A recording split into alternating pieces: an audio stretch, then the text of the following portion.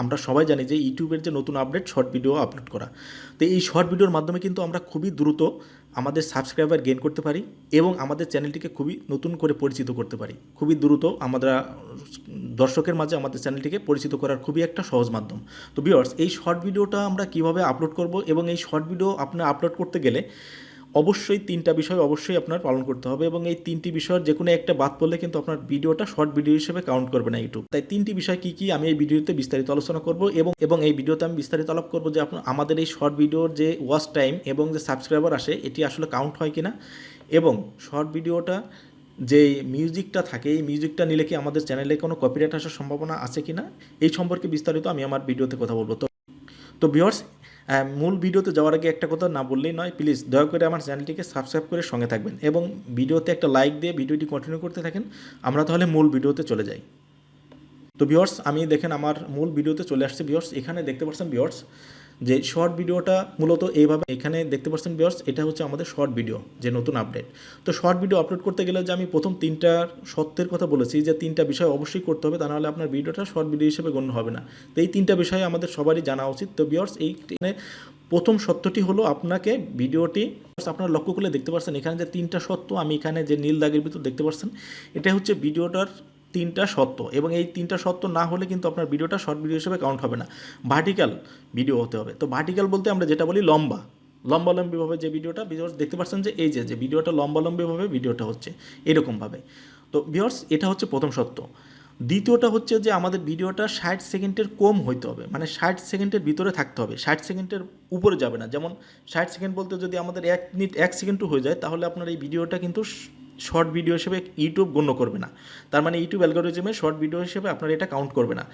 এটা হচ্ছে দ্বিতীয় সত্য। এবং তৃতীয় সত্যটি হচ্ছে আপনার এই যে শর্ট ভিডিওটা আপলোড করার সময় অবশ্যই এখানে আপনার যখন ডিসক্রিপশন এবং টাইটেলের ভিতরে আপনাদের হ্যাশট্যাগ দিয়ে এভাবে হ্যাশ দিয়ে শর্ট লিখতে হবে। দেখতে পাচ্ছেন ভিউয়ার্স, এভাবে হ্যাশ দিয়ে শর্টস লিখতে হবে, তাহলে আপনার এই ভিডিওটা ইউটিউব ধরে নিবে যে আপনার ভিডিওটা শর্ট ভিডিও, সেই হিসেবে ভিডিওটি শর্ট ভিডিও হিসেবে চলে যাবে।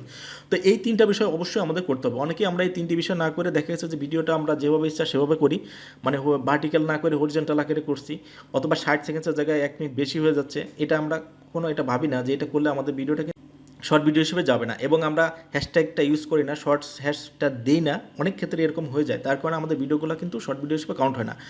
এটা হচ্ছে যে 3টি সত্য, এটা অবশ্যই কিন্তু ইউটিউব আমাদের বলে দিচ্ছে এটা করতে হবে, তাহলে আমাদের ভিডিওগুলো শর্ট ভিডিও হিসেবে কাউন্ট হবে না।